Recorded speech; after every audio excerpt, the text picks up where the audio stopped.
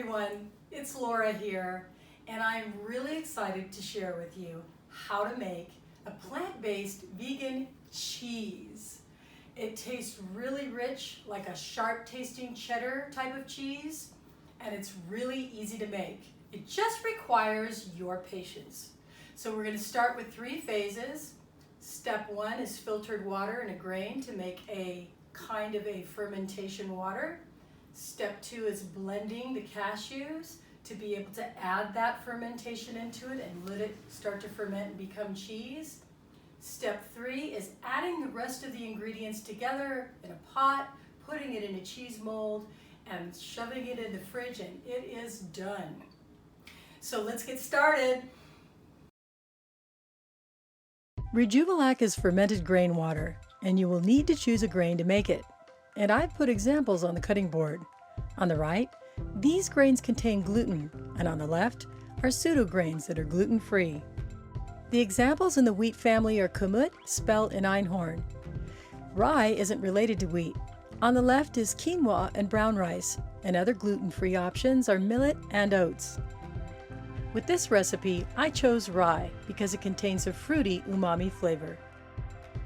You will need 2 wide-mouth 1-quart jars, 2 stainless steel sprouting jar lids, which you can get online. Alternatively, you can use cheesecloth and a rubber band for lids. First, we will take out one of these jars and pour in 1 cup of rye berries. Next, fill with filtered water. Place your lid on and soak for 8 hours. Next, you drain them and rinse them a couple of times a day for the next 1 to 2 days until you see the rye berries sprout. As you can see, they've definitely sprouted. Now it's time to divide the sprouts in half in the other jar. Pour filtered water over them, place the sprouting lids back on top, and let sit away from direct sunlight for 2 to 3 days. Keep an eye on it because it only took me a day and a half, and look! The bubbles and cloudiness means that they're fermenting. This is because flora in the rye built up lactic acid, which is what makes cheese taste like cheese. The rejuvelac is finished. You can either pour it into clean mason jars in any clean glass container and store in the fridge for up to 4 weeks until needed. Need 2 cups raw cashew pieces, 2 cups rejuvelac, 2 tablespoons Celtic sea salt, 6 tablespoons nutritional yeast, 2 tablespoons Dunaliella Salina, and 4 tablespoons white miso paste. So, what is Dunaliella Salina? It's an algae that was named after a French botanist, Michel Félix Dunal, who described it in 1838. The algae grows in warm, shallow, salty lakes, where it forms a bright orange color to protect itself from the sun. These colors are called carotenoids, the same orange colors you see in carrots, sweet potatoes, pumpkins, and other plant foods. It also contains the highest amount of a carotenoid called beta-carotene. Beta-carotene is converted by your liver into vitamin A, which can provide antioxidant activity for your skin, maintain mucous membranes, vision, and a healthy immune system. Unlike synthetic vitamin A, some pharmaceutical companies are choosing Dunaliella Salina because it's a healthy alternative. Plus, it's a fun way to brighten your day by adding it to smoothies and other baking needs. Put all of your ingredients into a high-powered blender until smooth. Next, pour into a large non-reactive container. I'm pouring mine into a 2.5 quart glass bowl. Reactive would be a metal bowl, which would interfere with the flavor as it ferments. Let ferment for 1 to 2 days or until you see air pockets like this, all along the side of the glass bowl.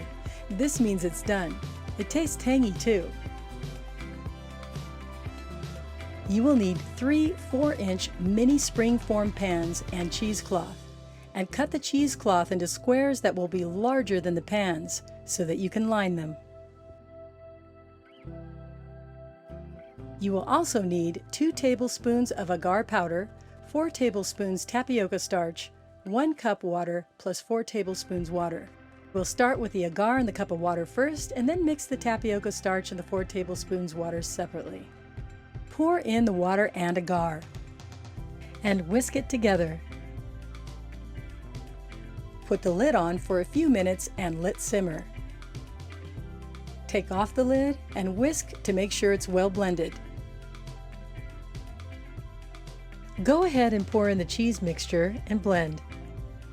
Next, Pour your cornstarch into a smaller container and mix in the 4 tablespoons of water completely.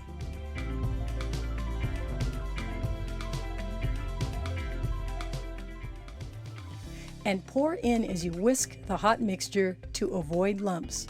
Stir until the mixture starts to pull away from the sides of the pan.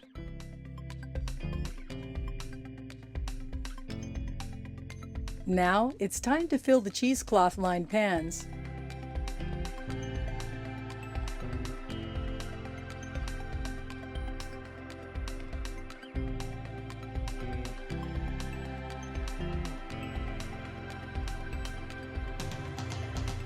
Once filled, gently press the cheese into the pans and then fold the cheesecloth over the top.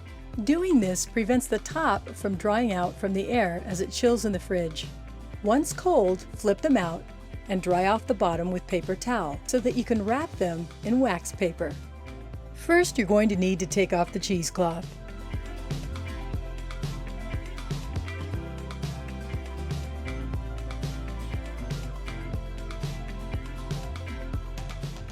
One is going in the fridge to use this week. The cheese will get sharper in flavor after a couple of weeks and is fresh up to 3 weeks, but I'm going to use it right away. The other 2 are being wrapped in foil to store in the freezer until needed.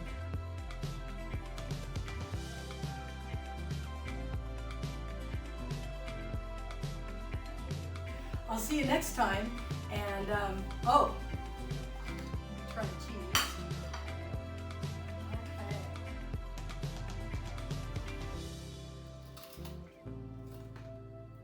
Wow.